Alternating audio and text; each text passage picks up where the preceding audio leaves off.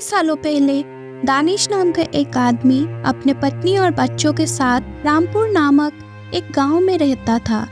वो हर काम करने में सुस्त रहता था और अपने विरासत में मिली सारी संपत्ति बेचकर परिवार का भरण पोषण करता था।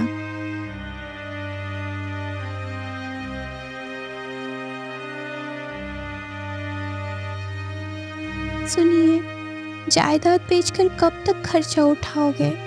हमारे बच्चे भी हैं और खर्चा दिन ब दिन बढ़ते जा रहा है। अब पैसे कमाने के लिए कोई नौकरी क्यों नहीं करते, या फिर कोई अपना व्यवसाय कर लीजिए। ऐसे ही संपत्ति बेचते रहोगे तो ये घर भी नहीं बचेगा। अरे रे, तुम भी मुझे उपदेश देने लग गए।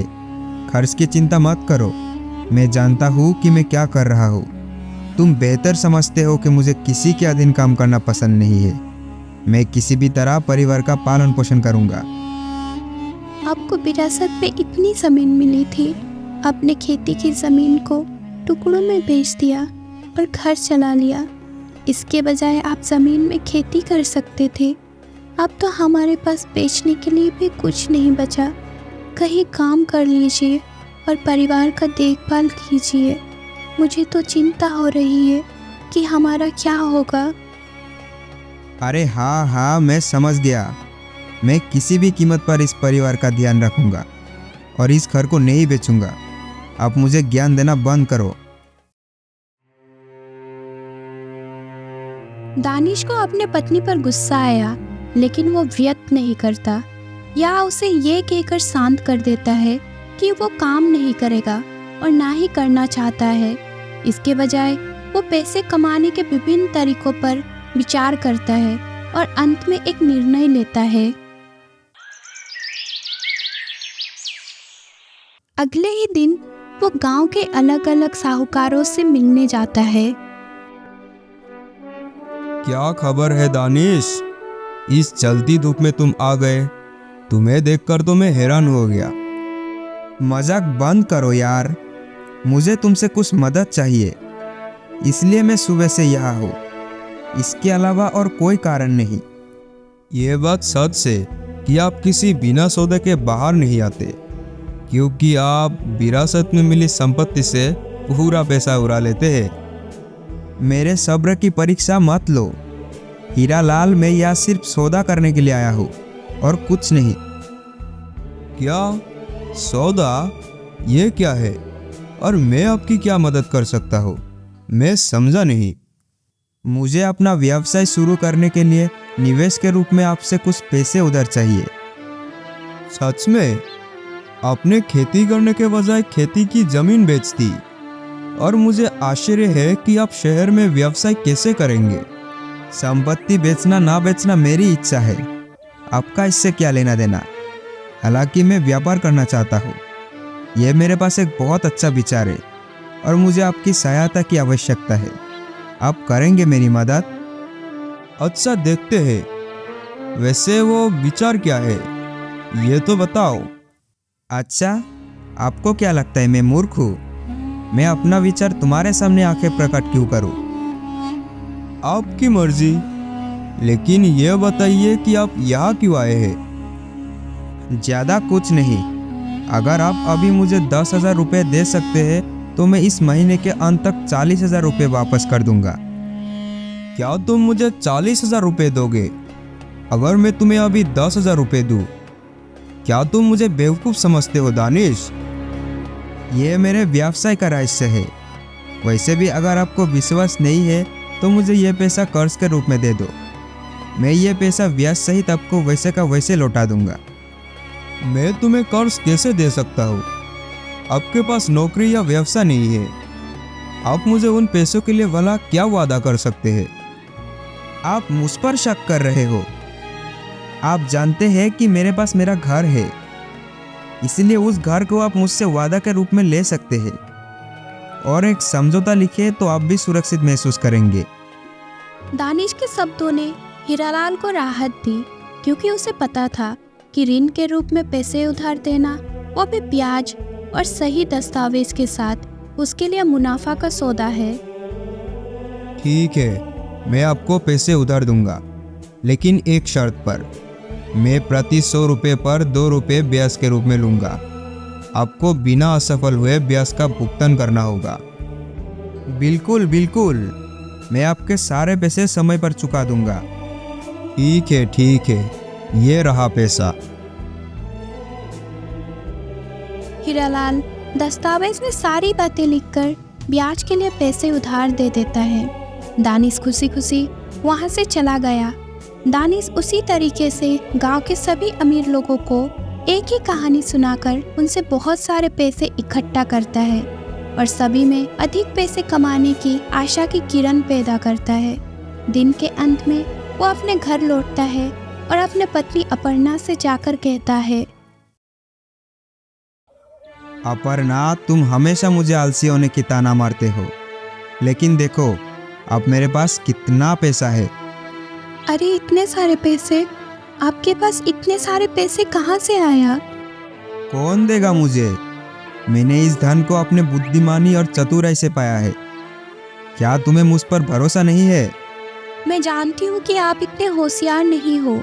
सच सच बताओ, आपने कौन सी चाल चली है?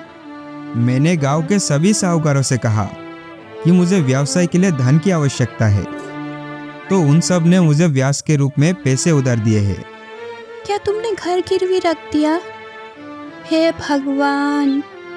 नहीं, एक से लिया तो गिरवी रखना है, लेकिन मैंने 5 लोगों से पैसे उधार लिए हैं। समझ में आया तुम्हें? इसका मतलब तुमने उन्हें धोखा दिया? नहीं, मेरे पास एक तरकीब है। मैं अपने पास के गांव में 5 रुपये प्रति 100 से कारोबार करूंगा।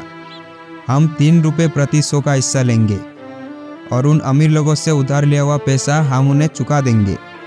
तुम समझ रही हो? ये क्या कह रहे हो? आसपास के गांव में व्यवसाय करोगे? क्या आपको लगता है ये संभव है? उन सभी लोगों को ये पैसे कैसे लौटाओगे?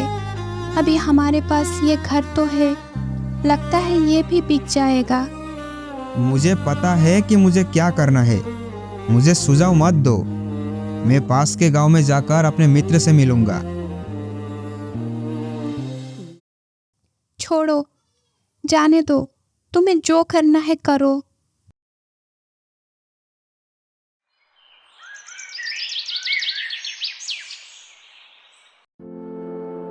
अगले ही दिन दानिश पड़ोस के गांव जाने लगता है।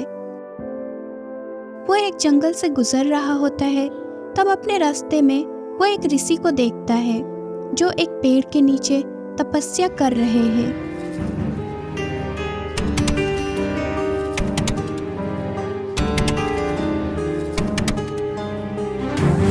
वो ऋषि के सामने सांप को देखते ही ऋषि को सतर्क करने की कोशिश करने लगता है। आदरणीय ऋषि जी, कृपया आंखें खोलिए। ऐसा कहते हुए दानिश ने सांप को दूसरी दिशा में फेंक दिया। उसकी आवाज़ सुनकर ऋषि ने अपनी आंखें खोली और उसे वहां देखकर वो चौंक गए। तुम कौन हो बालक? तुम क्यों चिल्ला रहे थे और तुमने मेरी तपस्या में विघ्न क्यों डाला? मेरा नाम दानिश है और मैं रामपुर में रहता हूँ। मैं अंबाला जा रहा हूँ। मैंने आपके सामने एक सांप को देखा तो मैंने उसे फेंक दिया। अगर मैं ऐसा ना करता तो वह सांप आपके पैर में डस लेता मुनिवर। उस सांप को दूर फेंककर मैंने आपकी जान बचाई है। ऐसा कहते हुए दानिश ने वो सांप उन्हें दिखाया जिससे उसने फेंका था।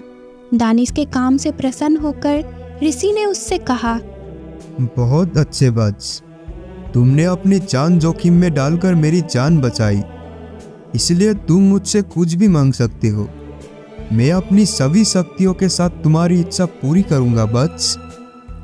दानिश कुछ देर सोचता है, फिर हाथ में रखे रुपये की थैली की ओर इशारा करता है और अपनी इच्छा के बारे में ऋषि से बात करता है। प्रिय ऋषि, कृपया मुझे एक ऐसा वरदान दे जिससे भी ये पैसा मैंने उधार लिया है, ये वरदान देने के बाद वो मुझसे अपना उधार दिया हुआ पैसा वापस ना मांगे। प्रिय बच्च, जल्दी मत करो। मुझसे ये वरदान मांगने से पहले 2 बार सोचो। बेशक मुनिवर, मैं नहीं चाहता कि लोग मुझसे ये पैसा वापस मांगे। अगर वे पैसा नहीं मांगेंगे तो मैं अपना व्यवसाय कर पाऊंगा और अपना घर बना पाऊंगा। कुछ खेती की ज़मीन खरीदने के बाद अपनी पत्नी के लिए गहने और अन्य संपत्ति भी खरीद पाऊंगा और थोड़े ही समय के भीतर पूरे मुनाफे के साथ गांव का सबसे अमीर आदमी बन पाऊंगा और एक सफल व्यक्ति भी। तो मुनिवर, मेरी आपसे विनती है कि कृपया करके आप मुझे वो वरदान दे दीजिए। ठीक है, जैसा तुम चाहो। जिन लोगों ने आपको पैसा उधार दिया है वे जब तक जीवित रहेंगे आपसे वापस लौटाने के लिए नहीं कहेंगे। हे प्रिय ऋषि, आपका बहुत बहुत धन्यवाद। मैं हमेशा के लिए आपका आभारी रहूंगा। प्रणाम मुनि। खुश रहो, अब तुम जा सकते हो। ऋषि से विदा लेने के बाद दानिश वरदान को लेकर काफी उत्साहित महसूस करता है और पास के गांव में अपने दोस्त हिमांशु से मिलने उसके घर जाता है।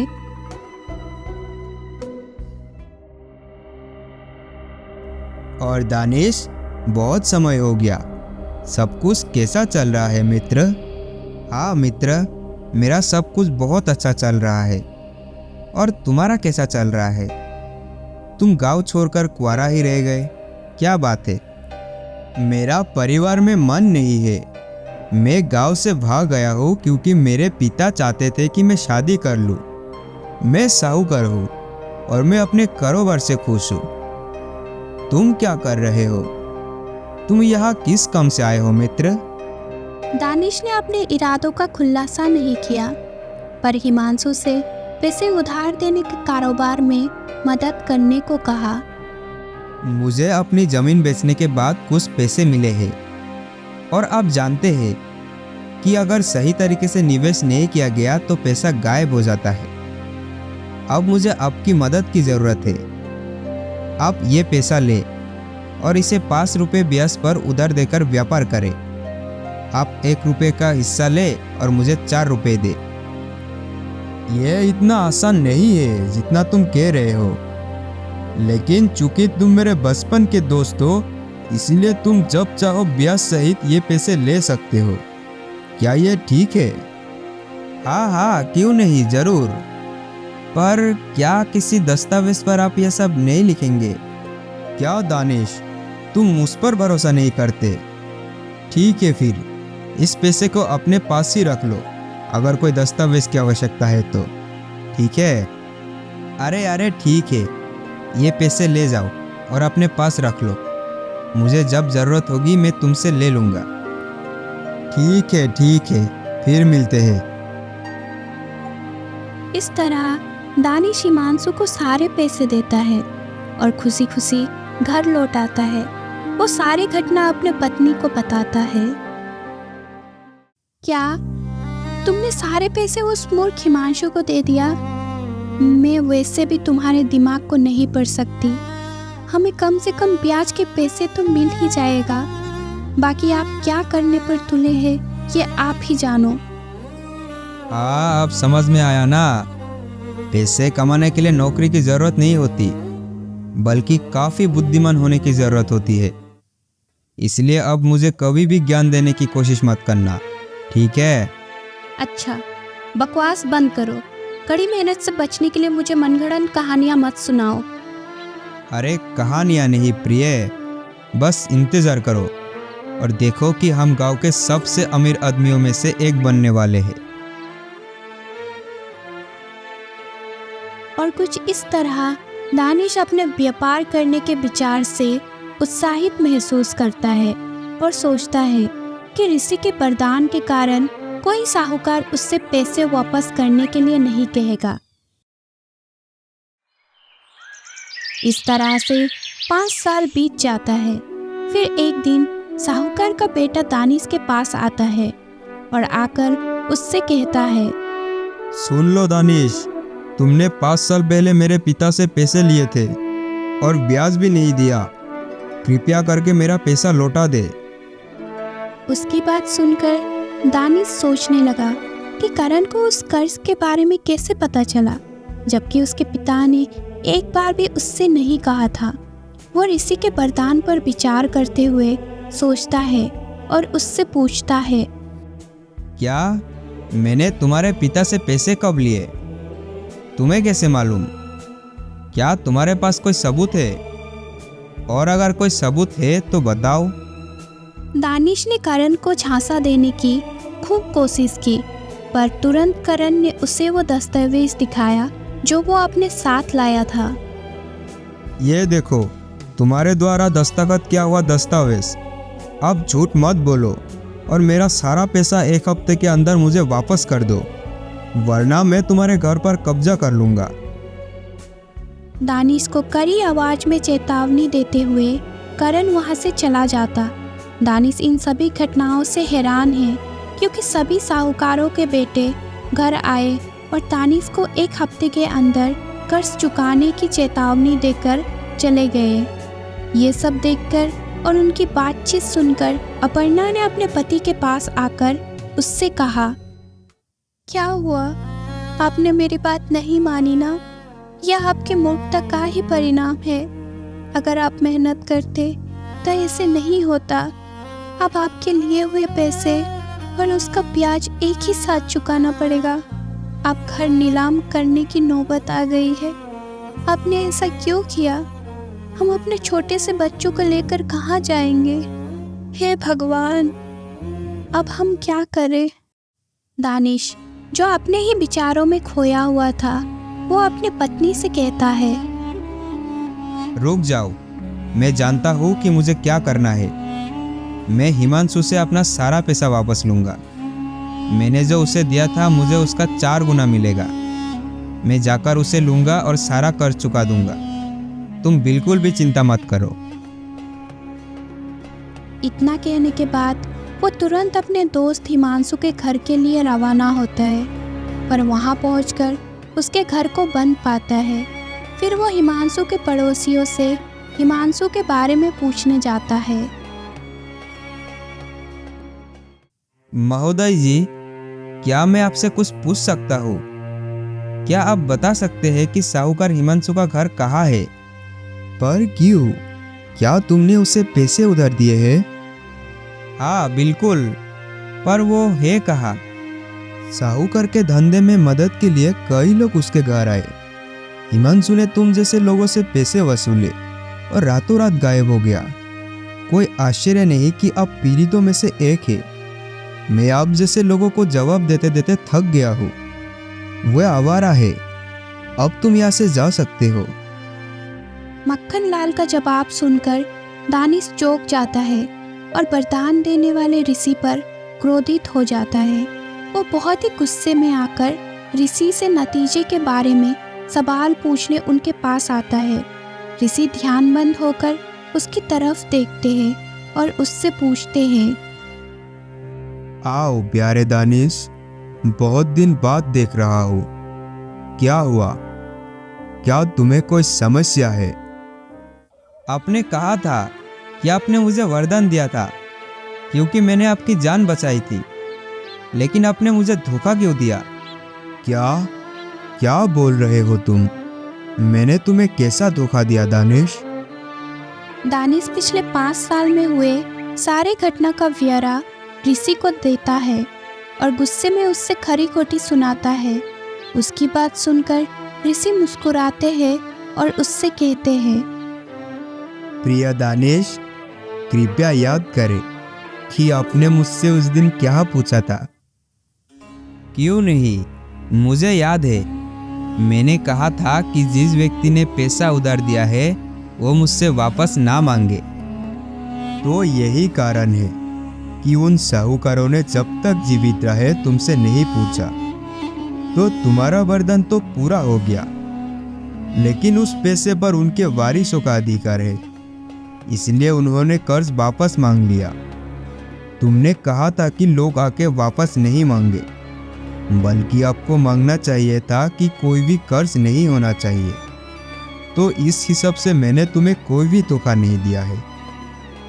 आदरणीय ऋषि जी, मैंने इस बात पर ध्यान नहीं दे पाया, लेकिन मेरे मित्र ने जब मैंने उस पर भरोसा किया तो मुझे धोखा दिया। अब मुझे बताइए ऋषिवर, क्या यह उचित है? दानिश, क्या तुम न्याय की बात कर रहे हो? क्या यह मेहनत की कमाई है? आप हमेशा बिना मेहनत के पैसा कमाना चाहते थे, इसलिए आपने गांव के लोगों को धोखा देकर पैसा जमा करके अपने दोस्त को दे दिए। फलस्वरूप आपके दोस्त ने भी आपको उसी तरह धोखा दिया। हमेशा याद रखें कि अगर ये मेहनत की कमाई नहीं है तो कोई भी चीज अपने पास आप नहीं रख सकते। आप जो कुछ भी आसान तरीकों से कमाते हैं वे हमारे पास नहीं रहता, लेकिन अगर ये बुद्धिमानी से मेहनत से कमाया जाता है तो ये हमेशा हमारे साथ रहता है। मेहनत का फल हमें हमेशा मिलता है दानिश, समझ में आया? ऋषि की बात सुनकर दानिश को अपनी गलती का एहसास हुआ।